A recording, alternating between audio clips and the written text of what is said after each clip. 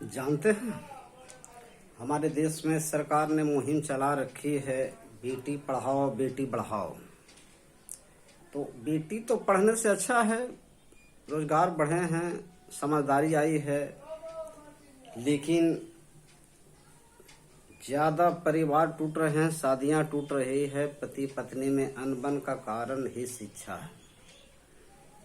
पहले के जमाने में लोग महिलाएं कम पढ़ी लिखी हुई रहती थी, अशिक्षित रहती थी, उनके घर गृहस्थी चलती थी, संस्कार अच्छे रहते थे,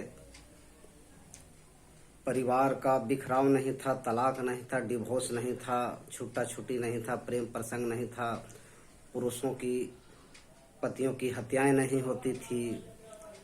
और जितना शिक्षा का विकास बढ़ा है देश में, उतना ही पुरुष पर खतरा पहुंचा है। एक समय था जब कहते थे कि बेटी सुरक्षित नहीं है, अशिक्षित है इसलिए सुरक्षित नहीं है, इसलिए बेटी को पढ़ाओ बेटी को बढ़ाओ।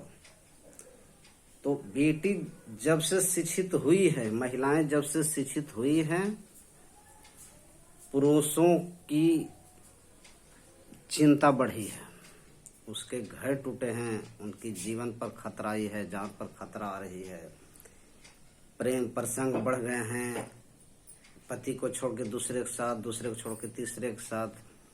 तो इस तरह से शिक्षा का आकलन होने से ही समाज नहीं बढ़ता है। अगर पुरुष शिक्षित है तो अच्छी बात है कि पुरुष जिस घर में भी कमा रहा हो, हर घर में कमाता हो, लेकिन वो पत्नी को या बच्चों को कभी नहीं देते कि ये आश्वासन नहीं देते कि मैं इतना कमाता हूँ, मैं इतना खर्चा हूँ, कहाँ जुटाऊँ। लेकिन जिस घर में औरतें कमाती हैं वही घर फूटे हैं, और फूटे हैं तो क्या अब तो ऐसा है कि पतियों को हत्याएं तक होने शुरू हो गया। इसलिए एक समय आएगा जब कोई भी माँ बाप सोचे कि मेरी पत्नी मेरी बेटी का घर बसे, बढ़िया से जीवन साथी के साथ जिंदगी गुजारे, तो वही परिवार आदर्श परिवार होंगे जो बेटियों को पढ़ाना उचित नहीं समझेंगे।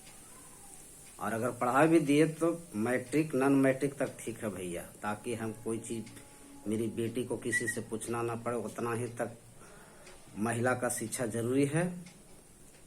क्योंकि जिस घर में महिलाएं कमाने लगी हैं वही भी घर टूटे हैं और पति पत्नी में तालमेल नहीं रहती है। और क्या मैं बोलूं, थैंक यू, धन्यवाद।